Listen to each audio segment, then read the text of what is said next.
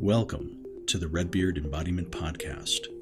I am your host, Alex Greene, and I'm on a mission to bring the power of embodiment to people all around the world. In this podcast, we explore how embodiment practices, trauma healing, and knowledge about the human nervous system can help us find our ground, discover new sources of meaning, and create connection in an ever-changing world. The deepest change is embodied change. All right. Well, I am super excited to be sitting down this afternoon with Bonnie Pariser. And Bonnie is a colleague of mine, and we first met in the TRE world, seems like many moons ago in Madison, Wisconsin, at some sort of shared training event. But Bonnie is a TRE provider and a yoga therapist based in Frenchtown, New Jersey, where she runs a yoga studio called Yoga Loca. And I'm excited to connect with Bonnie today, especially to hear about one, Bonnie, just your journey into TRE, because I always think, why it is that neurogenic tremoring kind of hooks for somebody is always an interesting story. So I want to hear about that, as well as your integration using tremoring with your yoga therapy practice.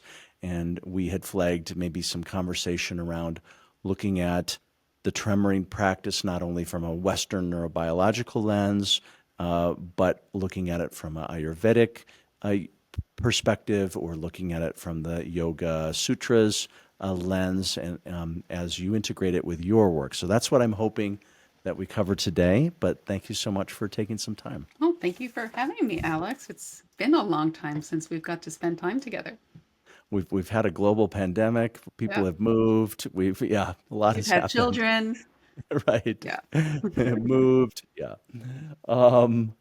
Very good. Well, yeah, let's just start with kind of like go back a little bit. Like how did you, even maybe before TRE, like tell us just a little bit about kind of how yoga became your path and embodiment work in general.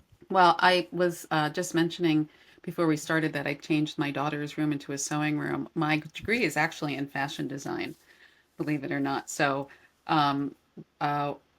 when I was at FIT, Fashion Institute of Technology in New York City, is when I took my first yoga class. It was my gym requirement, actually. And I worked in the industry for a little while, but while I was doing that, I was also taking a lot of yoga classes. And I think like, well, I don't drape fabric anymore, but I do drape people's bodies. And So I'm fashion. still like, Yeah. we need to tuck and move this a little bit over here. It's like the understanding of how fabric drapes on people has really informed how I understand fascia draping inside of people. Totally. I can Yeah. totally see that. Yeah, that's interesting. And Yeah. also allowing people to fit into the shape of their bodies, Mm, as opposed to making clothes that fits on the shape of their bodies. right. So I started taking yoga when I was at FIT, and then career number 2 or 3 was opening up a yoga studio and teaching it full time. Yeah. And in 2003, I think it was, I met Mukunda Stiles, and he's who I trained with in structural yoga therapy. Actually, lived in Boulder, Colorado at the time. Okay. And when I was working with Mukunda, I studied with him for many, many years until his passing in 2012. Yeah. And I learned a lot about the body, and I learned a lot about people's what was preventing them from moving with ease, not just in their physical body, but also in the energetic body and the mind body. Sure.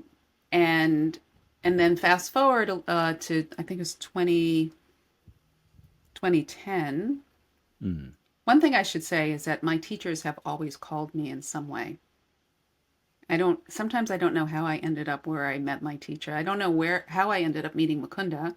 I know how I Right. ended up meeting my primary yoga teacher. I moved out to Bucks County, Pennsylvania, and boom, there she was. Okay. And the same thing happened with David Bertelli. I Mm, was somehow called to take a training in Kripalu. I had a weekend that I can get away without my kids, and I walked into the room, and there was this big video with a bunch of guys in fatigues laying on their backs with their legs shaking.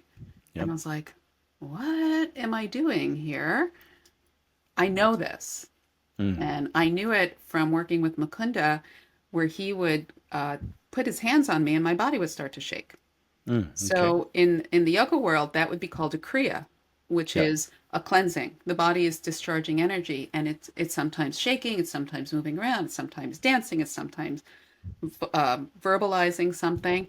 So I have had my body doing that, Yeah. and I was like, what's going on? This guy's not a yogi. And so at the end of the 3 days with David, and he said, okay, you just finished your first part of your training. And I'm like, oh, I'm in a training. This is amazing. And I'm already finished with a part of it. So I was just so fascinated with him and the work that he was doing and the implications for what TRE gave people that Yeah. I just continued on, and I got my certification as quickly as I possibly could. Yeah. And and what I found, and I'll just skip to the Yoga Sutras quickly for a moment, Yeah. is in the Yoga Sutras, which is written by Patanjali back in, I think it's 400 BC, and Mm. it's considered to be the handbook of the mind, but also considered to be the outline of classical yoga. So if Mm-hmm. we don't follow what's in the Yoga Sutras, we're not actually doing real yoga. Mm. And in the second chapter, where is the only part that he talks about asana or physical positions, he Mm-hmm. says the asana needs to be comfortable. The body needs to be serene. Mm. The mind starts to slow down. And from that slowing down of the mind, Kumbhaka, or a pause in the breath, arises. And when the pause in the breath arises, the pause in our being pauses, and Yeah. it stops, and we get to see the true nature of the self, or we get to see, yeah, with the true nature of the self. And when I remember tremoring, laying down and tremoring, Right. stopping, and then going, this is Kumbhaka. Mm. I have entered that state. My body is comfortable. There's no restless breathing. Mm. My mind is completely still. Mm. And I feel at one with everybody, all 40 of the people who were in the room with me. Right. And I thought to myself, this is a shortcut. I had already been practicing yoga about 25 years at that time. And I Mm. thought, this is the shortcut that can take us from this kind of self-centered, tense breath like that. We can lay down Yeah. and tremor, and we can get to where Patanjali says, if we go there, we will find the true nature of our heart and the light. And Yeah. I mean, wow. No, I really love that actually, and I want to jump in for a moment because, yeah, like it matches for me.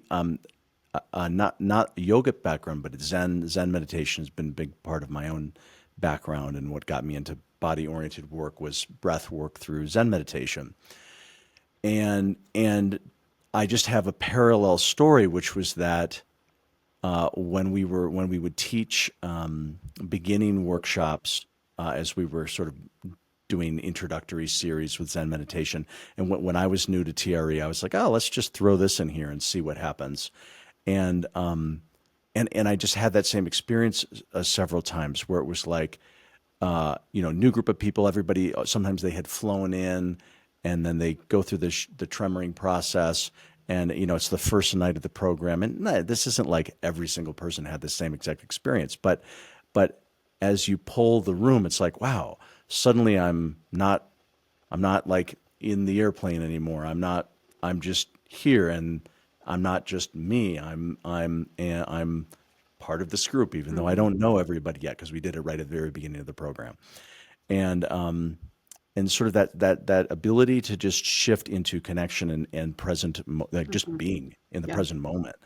And we thought to ourselves, geez, what a great hack. We just like, this is like what we're going for with a week long, meditation retreat, and so, yeah, I just really echo that piece of it. But yeah, keep going a little bit with Yeah, your you own, can you your just own have story. everybody tremor and say you can go home now. You got Yeah, it. yeah, yeah, yeah, I yeah. remember in one of the advanced trainings I was taking, and we were all practicing with TRE, and we were practicing leading groups, and this one guy was leading our group, and I was just like just in that state of complete ease.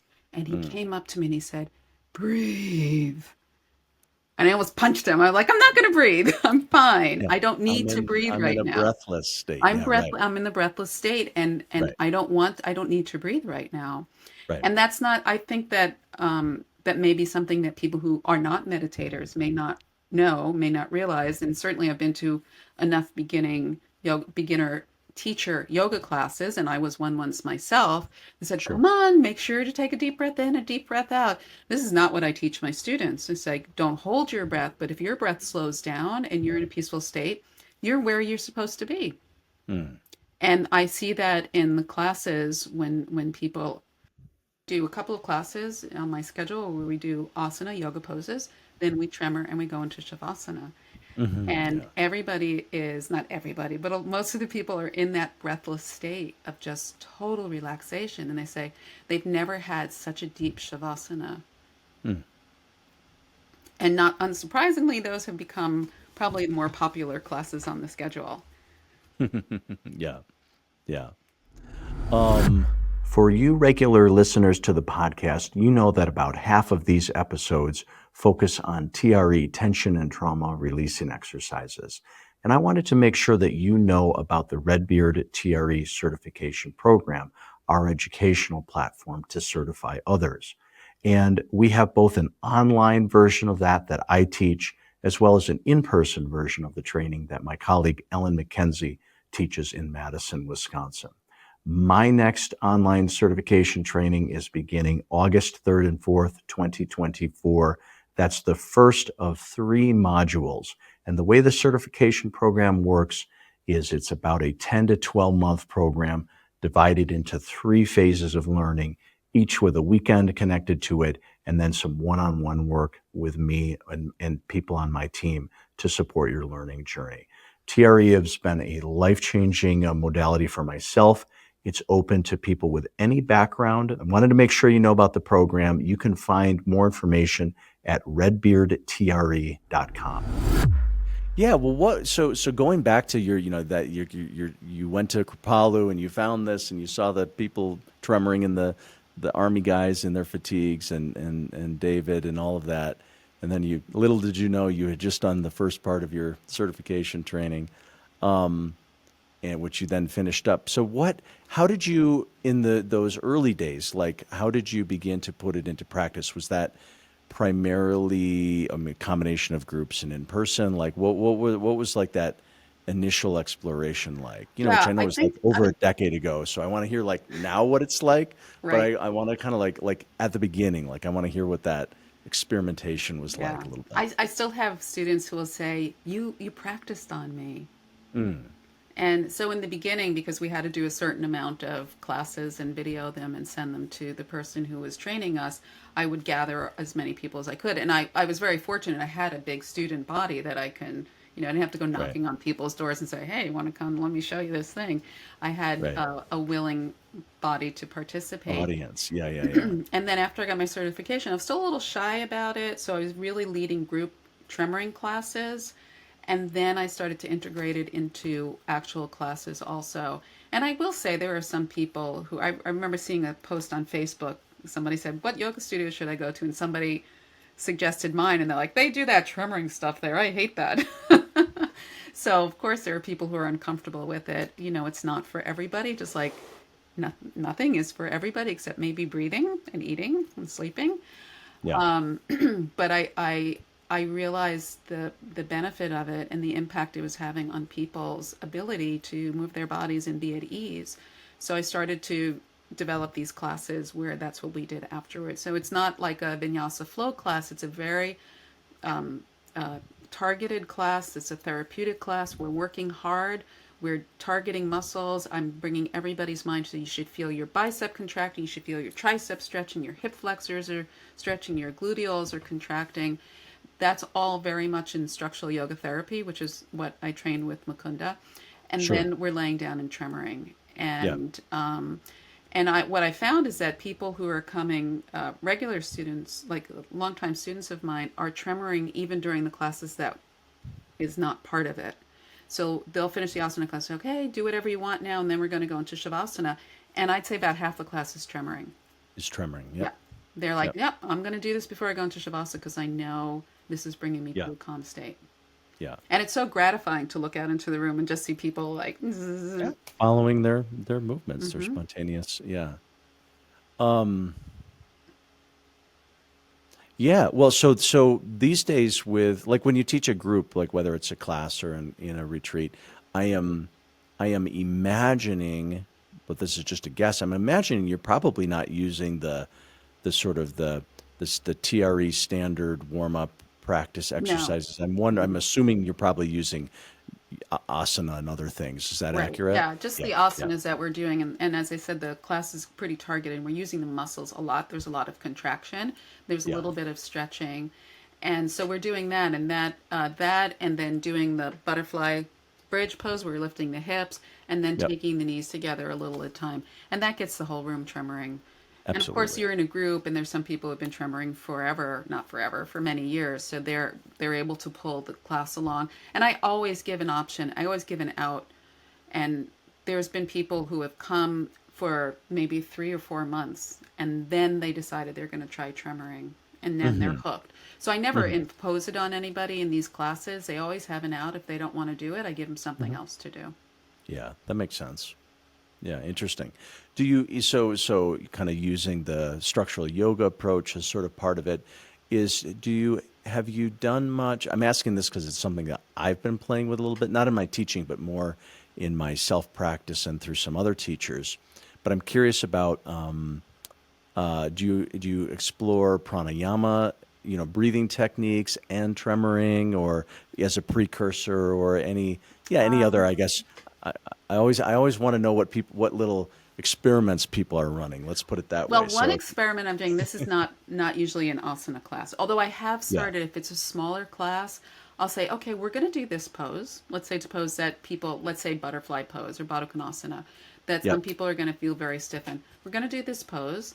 Now I'd like you to lay down and tremor, and then I'd like you to come back up and try the pose again. yeah, Because I want people to see if it is actually increasing their range of motion and increasing their comfort and increasing just the overall. I was just here in this place, untremored. yeah, What does it feel like to be tremored? So that's one place that I like to play with, and I will do that with if I know everybody in the class is already an experienced tremorer. I'm not going to do right, that if new people are in the class, but I will yeah, do that with a class of experienced people. And the other thing that I play around with a lot, because I not only teach asana, but I'm also teaching a lot of meditation and theory and tantric practices and pujas and meditation and mantras and all that stuff, and a lot of emotional work. yeah, That didn't sound right. A lot of understanding and reading our emotions and understanding the charge in our body. yeah, And yeah, so one thing that I have done in at the end of one of these weekend seminars, let's say it is, I'll say, okay, like bring to mind somebody on a scale of 1 to 10, 1 being not annoying, 10 meaning like you want to strangle them. Somebody at like a 5 or a 6. yeah, Bring that in, feel what you feel in your body. yeah, Inevitably people say I'm tight here, my fit, my face is like this. And I say, okay, so just feel what that feels like. Then we're going to lay down and tremor, and we'll tremor about 10 minutes, and then we get up, and I guide them through the same visualization using the same person.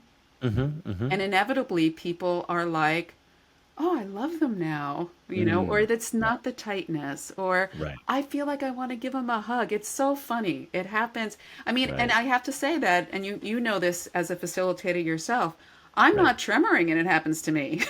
yeah, that's true. I'm Yep, like, I don't have to lay down on the ground. I just have to be in a room with people tremoring. And my perception of the person who's so irritating has totally fallen away. The negative perception has fallen totally. away. No, 100%. And I mean, to me, this makes you understand why, David, part of his background was in conflict mediation. A lot of it was the trauma work, but he has some great stories in the Middle East and tremoring with with opposing parties, and that's the sort of the capacity for tremoring to diffuse some of the what gets in between those layers of conflict coming into sort of just connecting at a more nervous system level. But yeah, no, I know exactly what you're describing in terms of just taking the charge out of things. And I will say, not everybody's happy about Right. it. People like their charges. Yeah, they're like, oh, I Ah, love hating that and person. now I can't Yeah. hate them anymore. Darn it. And as I also work as a spiritual mentor, and a lot of the times when somebody's having a difficulty with this or that, like revolving, like not revolving, a consistent difficulty with a coworker or with a family member, I'll say, well, tremor before you go see them.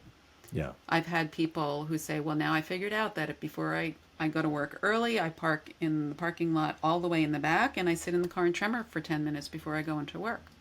Yeah. Or I go there during my lunch break and I tremor. Because, I mean, that is, to me, is very spiritual work. How can I diffuse a situation so that I can get along with this person?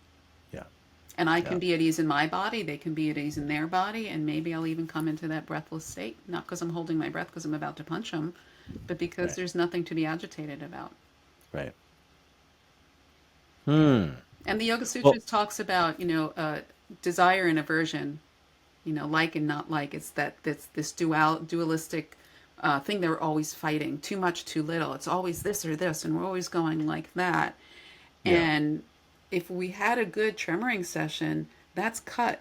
The two opposing polarities become one thing. Yeah. And there's nothing to pull us out into the inhale, exhale, or the rah, rah, rah. So Right. it's really profound. If you Cool. look at it from that perspective. I mean, it's profound anyway, but Yeah. Do you, with the Yoga Sutra work, yoga philosophy in general, how do you weave that in both to classes and retreats in general? Like, yeah, are there times within a retreat setting that are more, are you drawing these are you lecturing on these things, or like how does this come up in your well, work? in class, I'm just talking constantly. So Yeah. I am weaving philosophy into what we're doing, to the struggle, or to, I mean, more and more now, I find that what I have to tell my class is that life is going to irritate you. Please don't do it here. So like asking people to be more conscious about if they're doing something that's good for their body or not good for their body. Because especially yoga in the West is all about push, push, push. You should feel it. You should feel it. And I really want people to understand that not everything has to be a hammer, right? Sometimes something can be a feather. And that's what we're training ourselves to be calm in chaos. So we are creating a little bit of chaos, but we shouldn't be the ones that's lighting the fuse in our own self, right? So that's self-regulation that we practice in TRE. Are you getting agitated? Is it time to rest? Can you feel if your nervous system is amping up? I really try to push that home to people. And I said, well, we're practicing an asana. We're going to practice it in TRE. When you leave here, practice that with your family. Are you irritated? Can you step away? Can you breathe? Can you go in a closet and tremor? Can you do a jumping jack or something? But so I am talking about philosophy a lot, with that aim of finding Stiram Sukhamasana, which is steady, comfortable position, and that's from the Yoga Sutras.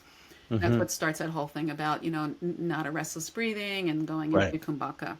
And then with retreats, I'll have a topic of a retreat. So I do a couple of years ago I did a 3 or 4 day retreat up in the Berkshires. It was a TRE retreat, and we did TRE, light asana, and meditation.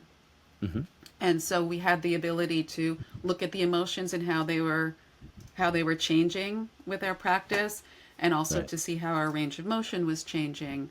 And I do a lot of afternoon retreats. There's a salt house nearby, so we go into a salt cave and tremor. That is amazing. I never thought I'd Wait, be. I never thought tell us about that. No, no, no, salt no. houses are. It's a little woo Pause for there. Wait, me. I Yeah. never heard of this. Tell me about it. Yeah. Well, you've heard it. I mean, you're in Boulder, Colorado. There's got to be salt houses Okay, there. there's some salt houses, but yeah, but I've never thought about tremoring. So yeah, what's it like? It's funny because it's not a real salt cave. It's a garage that somebody converted into, put Yeah. salt on the walls. Yep. And it is just so still and Okay. peaceful. And when you lay down on the salt and we're on blankets and it just conforms to the shape of your body. Oh, you mean so it's not like there's actual grains of salt. It's not just like Himalayan salt rock on the wall or Right, there's something. Himalayan salt rocks on the walls, and Yeah. then there's like big Uh, chunks of granular okay. pink salt on the That you ground literally lay in. that you Okay. are literally laying in. And whenever Okay. I'm there and I'm lecturing, I'm always digging a little hole to see if I can get to the bottom of it, and I still haven't. Haven't gotten there yet. I have Okay. no idea how much salt is in there. But my understanding of pink salt and salt is that it's supposed to clear negative energies. So, Okay. whew, there they go, right There they into the go. salt. Good place to do it. Yeah. Yeah. Yeah, and Yeah. that's been a popular retreat. We do spend time outside of the salt cave talking about TRE, what the implications are, why people are there. What do they want from TRE? What do they want Right. from learning this practice? Nice. Yeah, so the retreats are kind of like that. I won't just throw TRE into another type of retreat, but most of my longtime students know it's coming up at some point. Mm. It's coming on. It's It's coming down coming the up. line. It's such an amazing tool to get us where we want to go, so why not? Right. Okay. Well, can you share a little bit about the one-on-one work? Because, Hmm. retreats are about, what's oftentimes what's common between us, but one-on-one work is often, maybe share a little bit about what are the kinds of what are the kinds of reasons that somebody might do one-on-one yoga therapy, Hmm. and how TRE fits in with that. Yeah, share a little bit about that, because I think of yoga therapy as a little bit more of a clinical approach. I mean, Hmm. not from a Western, not from a yogic lens, but yeah, share a little bit about what that's Yeah, like. sure. So one of the things Mukunda taught is that we're never treating the diagnosis. We're always treating the person. Yeah. So, when somebody comes in with their reports, their diagnosis, Yep. I'll politely read it and I'll say, okay, here, you can have that back. Do you want to keep it? I'm like, no, no, no, that's okay. Let's hear Yeah. what you need. Yep. And so Mukunda used to teach also with an Ayurvedic perspective, not Ayurvedic like what are the best foods for you to eat, but what are when a client walks in, what are they presenting with? Hmm. Are they presenting with a Vata or an air ether Hmm. derangement or unrefinement? Is it Hmm. pitta, which is fire and water, or is it kapha, which is water and earth? So it's elemental. Yep. And one of the things that always amazed me when I was apprenticing with Mukunda is that he may have, I'd sit for a whole day watching him see clients, and he may have 5 clients. They all came in with back pain, Hmm. and he would sit closer to them or further away. His voice would change, Hmm. his directions would change, and everybody got a different prescription. Hmm. Yep. So what he was doing was he was reading the dosha that the person was entrapped in, not what their constitutional dosha was, but what is the dosha that's happening in them right now. So Mm. Vata, which is the air element, primarily the air element, is the one that we will see most people come in with. Because Vata is when the air element is in an unrefined state, and it usually is like, and people have a very little range of motion, not because necessarily their muscles are stiff or because their Mhm. connective tissue is short, but Mhm. because there's this anxiety and this fear or this holding in the body, like bracing, Okay. that is not allowing them to move. Ah, okay. So it's kind of like if you had your parking brake on your car on and you tried to drive down Tried the to street, drive around. you're not Yeah. going anywhere. And it's not Yeah. because your car's not working, it's because you forgot to take the parking brake off. Yep. So when we see Vata derangement and people are like this, but they're like, my shoulder hurts, can you give me an exercise? And I can give them 12 exercises to do, but it's all going to be like this, Right. right? And they're not going to have a range of motion because there's this bracing. Right. So, and when I took my certification with Mukunda, and then I assisted him many times, so I got to see how his teaching evolved. And one of the things he evolved to was he said, you have to teach him the joint frame series, which is a series of joint movements, and it's Mhm. 21 movements, and it may take a new person 40 minutes to do. And I'm thinking, people are not going to do this. But Mm-hmm. what it does is it lowers Vata and it Mm. increases range of motion and it starts Okay. to relax people and they start to get in their body because Right. so many of us are disincarnated. So people Yeah. come into their body, their shoulders drop away, their joints start to move. Yeah. But I know I'm on the East Coast. You're not give. I've had people walk out of my classes and say, "Today we're going to do the joint frame series," and like, not me. That's too slow for me. Uh-huh. So, what can we do with people who are walking in like this Right. to lower their vata quickly? Yep. Da da da da da. Tremor, Got right? it. So Yep. when I see now, and so I started to look at this from a tremoring lens, just to see Mm. that you've taken somebody's body who's like a block of ice, Mm-hmm. and you're turning it into softened butter with tremoring, and Mm-hmm. now they can do exercises. Mm-hmm. Now Got this it. range of motion shoulder is going to be more like this, Yeah, yeah. but that's not Interesting. Yeah. necessarily going to No, happen. I'm so often thinking of the inverse. I'm so often thinking of stretching and, whether it's the standard TRE sequence or doing other asana or so, yeah, I'm often thinking of like, well, what then supports, what then might deepen someone's tremoring or this or that. Ah, But I'm very interested in this, which is like, hey, use the tremoring to open up the availability, and now let's apply ourselves to, what other therapeutic work. So it's interesting to think in that perspective. yeah, exactly. Yeah, Yeah, yeah. I see what you're saying. Yeah. yeah, I had a first responder who came in with pretty severe back pain, and I can tell, and he'd been in multiple hairy situations, how right. buildings falling on him and stuff like that. He has a lot of trauma in his body. And when he would go to stretch, it was always like this. So just think again about your car with your parking brake on. Two parking brakes. Yeah, There was no way he was going to make any progress moving his body. In fact, I would even be concerned that he was going to cause more damage by mm, doing these unnatural to him movements. But he mm, certainly wasn't going to get rid of his back pain.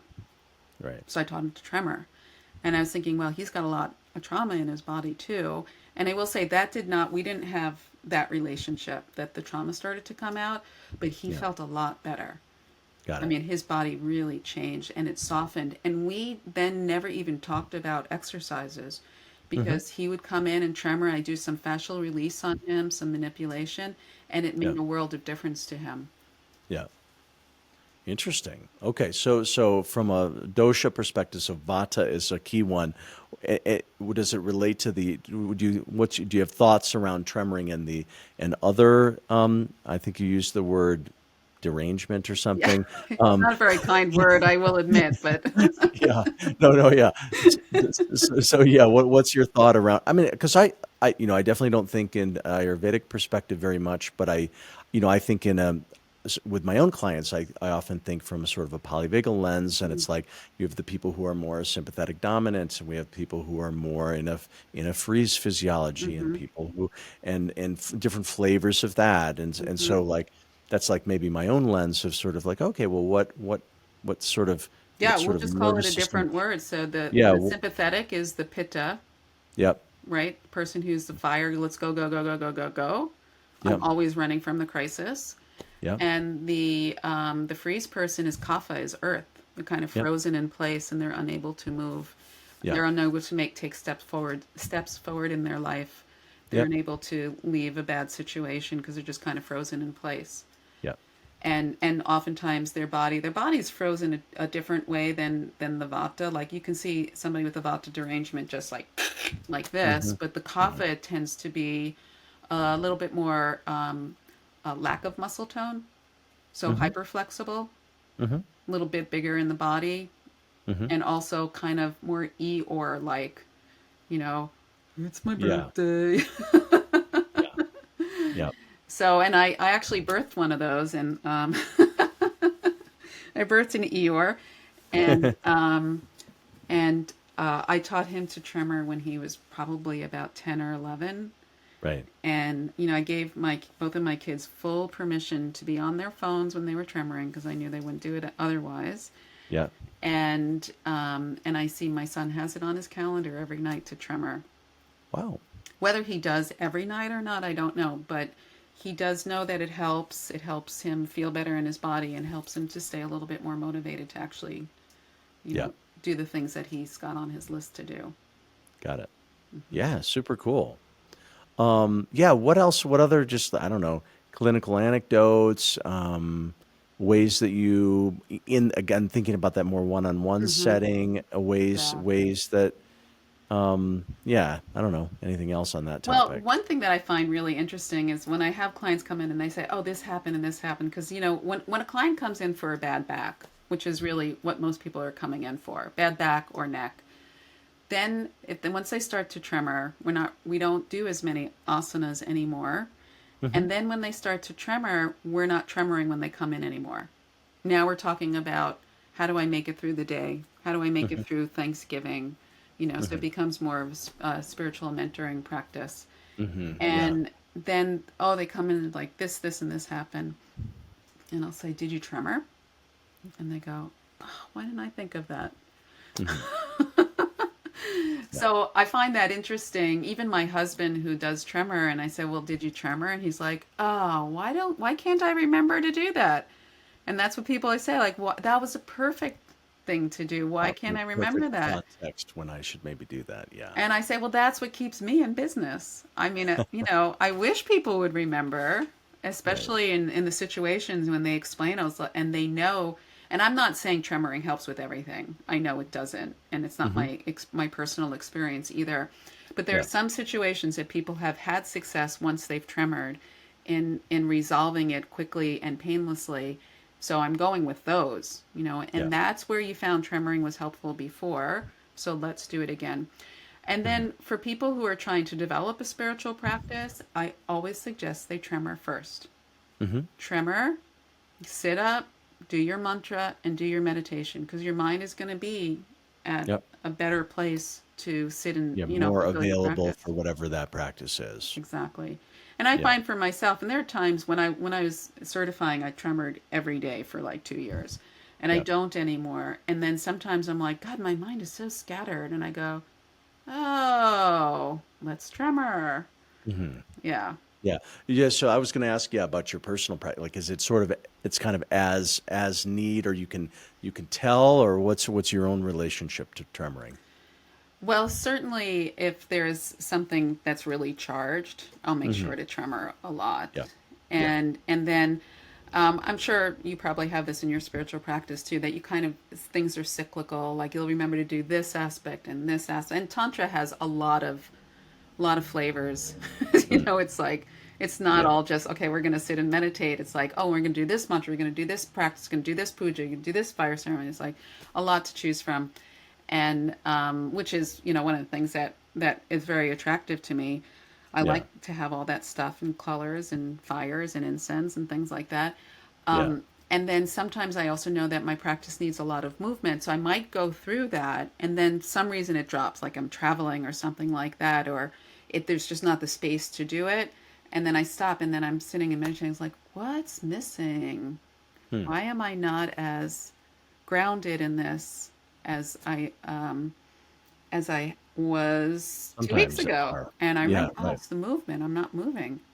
Yeah. And it's not, and I'll say it's not always tremoring. There's actually a practice in Tantra called Tandava, which is and that actually tremoring helped me to understand that practice, which I learned many years ago, and I've practiced it over the years. And it's kind of like a dance. It's a very slow kind of movement. It's almost, if you looked at it, you might think it was like Qigong or Tai Chi, but Okay. everybody's movement is very different. And it requires that you completely surrender to the movement. You asked about breathing, and it does start with pranayama. And Yep. there's a certain music that's plays called a raga. And ragas Okay. can either be morning, afternoon, or evening. The music is tuned to the time of day. And so you Sure. play that raga for the time of day that it is, and you allow the music to move your body and Hmm. the breathing to move your body. And it's very like I didn't understand how to surrender my body to dance because I love to dance and I consider Hmm. myself to be a pretty good dancer. So I Hmm. couldn't surrender it until I Hmm. tremored. And I'm like, Mm. oh, that's what it means to let some other force move your body. Mm. Yeah, so I feel like I won't say I'm good at the Tandava, but I have more of a feeling of what it is to let to this movement, and then sometimes it is shaking, sometimes Yep. it is like this kind of vibrating that Yep. happens. So sometimes my movement practice is that. So it's Got not it. really what we might say is pure Yeah. tremoring. Tremoring on the floor or whatever. Right. It's different But you form. are Yeah. moving your body. And when I tremor, I'm more of what we call in like the John Barnes myofascial word, an unwinder. Mm-hmm. Like I don't tend to just lay there and vibrate. I tend to get up and move all over the place. I remember Mm-hmm. one training I pushed David halfway across the room, like a tackle, and he just walked away from me. I'm like, what just happened? He's like, I'm not taking your hostility. I mean, he said it wasn't in a Yeah. It was a negative joke. It's way. teasing. Yeah. It Yeah. was like, that was exactly what I needed to hear. Yeah. Yeah. Yeah. And so I kind of, no pun intended, dance between that just da-da-da-da-da and this Yep. kind of unwinding Kind of movement. three unwinding. Yep. Yeah. Myofascial movements. Which Yeah. I find is, I was doing it very quickly in TRE, and I sometimes revert to it in TR. And I actually had this amazing unwinding thing at the last seminar, myofascial release I was in. They had me on my head. I don't know. And they're like, "Oh, you must do unwinding." I'm like, "Nope, this Nope. is called something else. This is called just following your body." Yeah. So sometimes my practice looks like that. Yeah. Yeah. Oh, super cool. Well, earlier in the conversation, you mentioned that there's a precedent in, a word, Kriya in yoga, and referring to spontaneous movements of various kinds, sounds, postures. Share a little bit more about that, and also like, yeah. So I'm familiar with that term, and I've read stories Hmm. of that even before tremoring. I'm remembering a client who would go into spontaneous shapes and movements, and frequently, yeah, sometimes people can go into movements that they could not voluntarily do. Yes. Like that, if you wanted to do a particular movement or position, it would be challenging. But if the body leads the way, so but I don't know a lot about sort of how Kriya is viewed, and so I wonder if you could share a little bit about that. Yeah, and I won't be able to get really technical or detailed because I don't really know that much about it myself. There is a Kriya yoga, a branch of yoga called Kriya yoga, and that's something different. I mean, that's a purification, but that's on not the physical level. Okay, My teacher Mukunda was a disciple of Swami Muktananda. Do you recognize that name? I sure do. Yeah. Yeah. So Swami Muktananda was known for holding a peacock feather, bopping people on the head with a peacock feather, and then they'd lay down on the floor and start shaking. Right. Yeah, Right. and you can still see that in some archive footage Yep. that people are just thrashing all over the place. Yep. So when I started uh, uh, practicing with Mukunda, training with Mukunda, and he would just put his hands on, just as an assessment, because we all had to Yep. have an assessment, and my body would start to just vibrate a little bit. Right. Yeah. And then I was going to him for a lot of private sessions because I adored the man and I wanted to know what he knew and I wanted to Right. learn it and I wanted to, you know, be the best yogi I could be. Yeah. And there was a couple of sessions where if he would start to just manipulate my body, I would start that whole unwinding process. Mm-hmm. And there was one of those times he'd taken me into like this past life experience because of this pain in my shoulder. It was just like, it was wild and it was exhausting and it was amazing. And so that Kriya of this discharge, of this energetic charge, and in TRE, we would know it as the tissues are holding the story, right? We've Sure. got trapped emotions, we've got, especially in the psoas, and it's going up into the limbic system.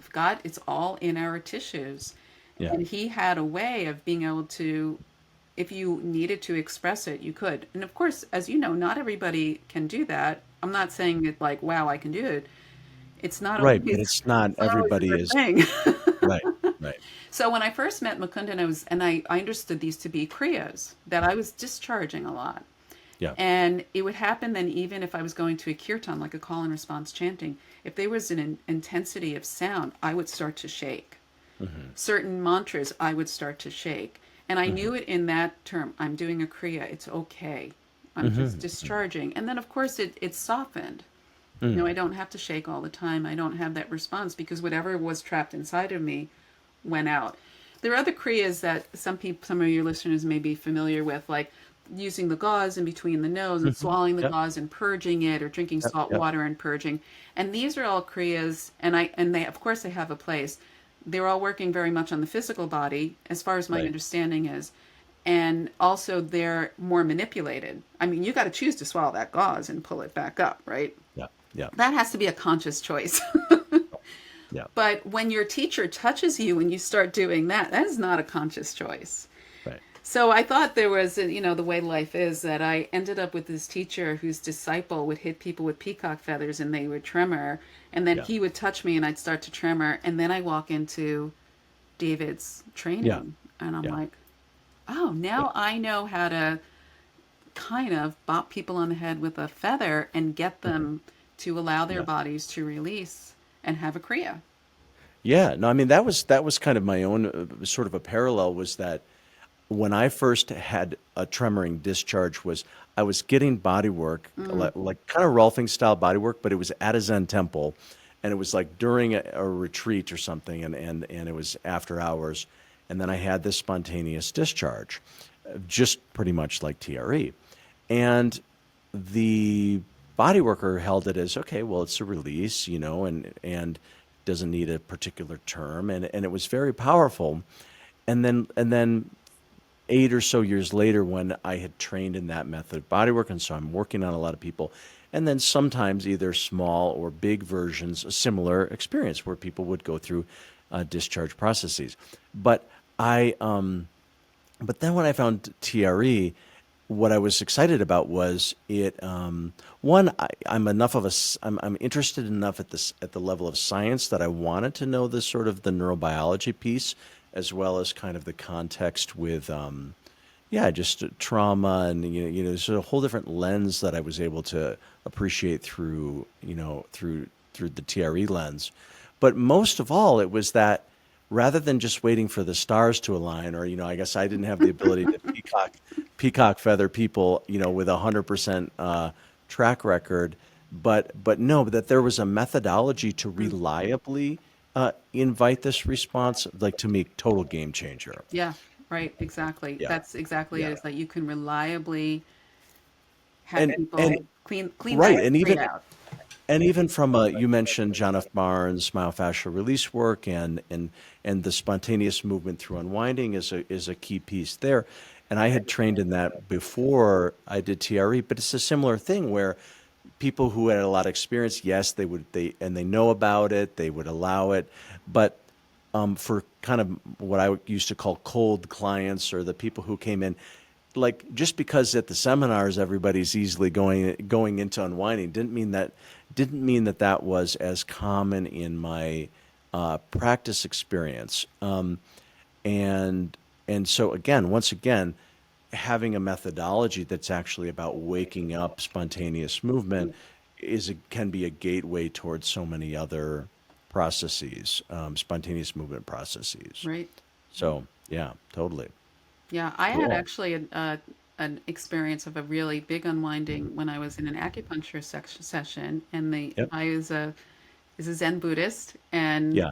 he was doing that scraping on my back, and I was just like, "Ah!" And Yeah. then he just said to me, "Yeah, we'll work together. We can work together." Yeah. Because when you've had that, I've had unwinding on a table too, a massage table, and the first time I had it, and the massage therapist went like this, Yep. and that was the last time I Yeah, unwound you're on not her going to go table. back there. Right, He just obviously. didn't hold the space for it. Right. And I've told some other people, and I tell this to the people I teach a lot of TRE too, also some of my private clients, that when your body is ready to unwind, you may go into massage and get a massage, and you're going to start unwinding. Just know that. Sure.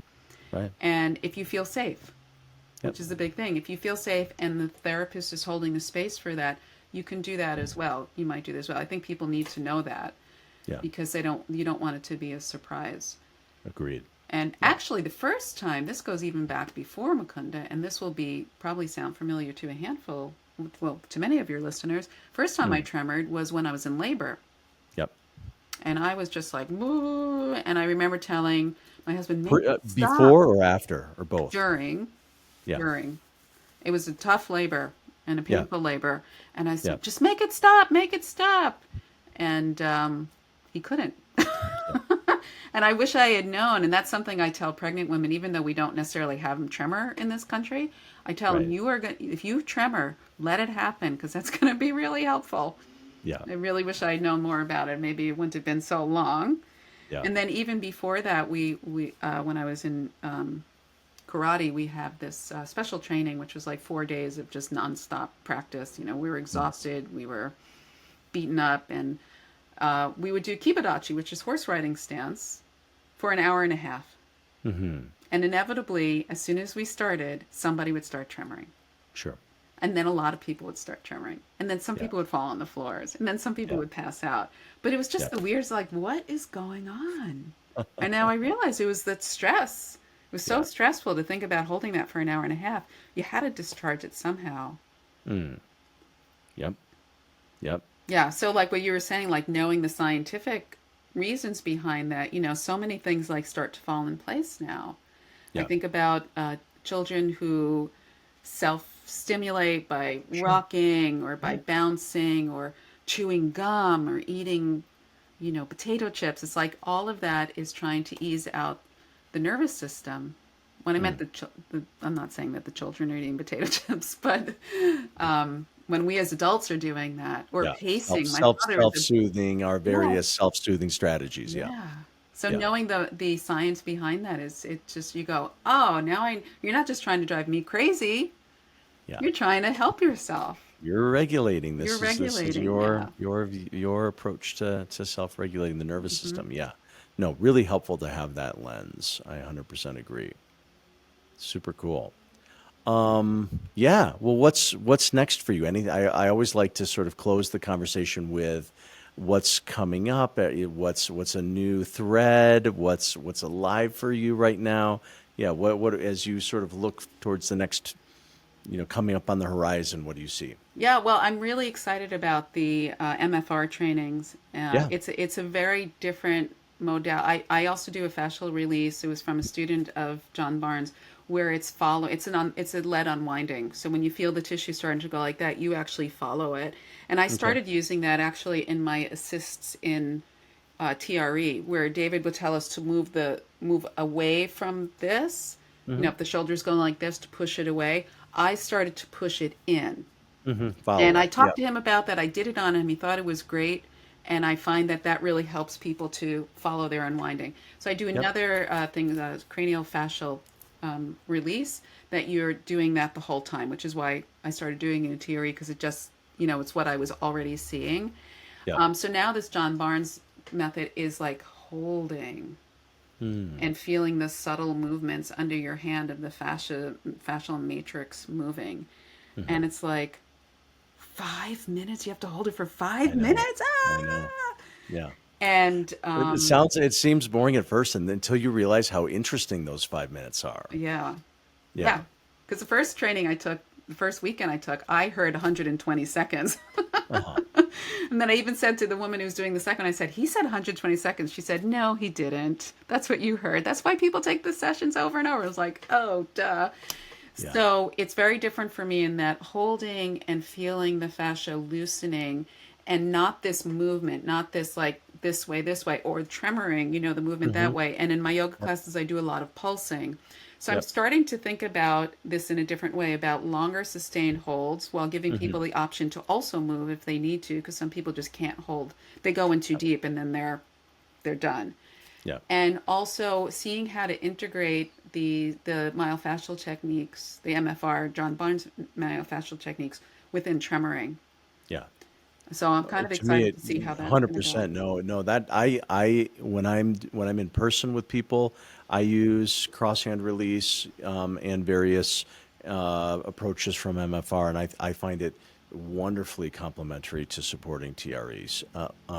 So yeah, no, I'm excited to hear what you learn as you continue with that. Yeah. Yeah. And the Yes. rebounding, I had my first rebounding, so that's when they rock the body. I Right, know you right, know, right, but right. just in case people don't know. So you have somebody rocking your body like you're a barrel of water. And I was like, I know that. And the instructor said, and when you're getting rebounded, your body's not going to know what to do, and there's going to be some chaos. And I'm like, oh, not me, I'm a tremorer. And then this woman was rebounding me, and I'm like, my body does not know what to do. I was like, that is so cool. I still have so much to know, so much to experience. Just because you tremor doesn't mean it's everything. And so, she's rebounding and my neck is doing something completely different and one leg's moving, not the other leg. I'm like, what the heck is going on? Oh my God, she was right. My body doesn't know what to do. So I'm excited to learn more about the rebounding and what his theory is behind it and how people respond and how that rebounding may be different than the TRE and how unwinding might be different from the cranial-fascial release that I do. So Yeah. and it's not true you can't teach an old dog new tricks. There's still many more. Hey, things to all learn. right, good. You're learning new tricks. I like Yeah. it. Super cool. Well, Bonnie, I really appreciate time for just hearing how you're following your curiosity and exploring these different angles and bridging it into a yoga context, and super fascinating. Thank you so much. Thank you. This was a lot of fun. Yeah, awesome. And yeah, we'll include in the show notes, website, all the different ways of contacting you. So yeah, listeners who want to know more about any of these applications and Bonnie's experience, we will make sure that she is easy to find and follow up with you. So awesome. Thanks so much. Thank you. Thanks for listening to today's episode of the Redbeard Embodiment Podcast. To learn more, visit us at redbeardsomatictherapy.com or send me an email at alex@redbeardsomatictherapy.com. If today's conversation resonated with you, help spread the word by subscribing and sharing with others. Hope to see you next time.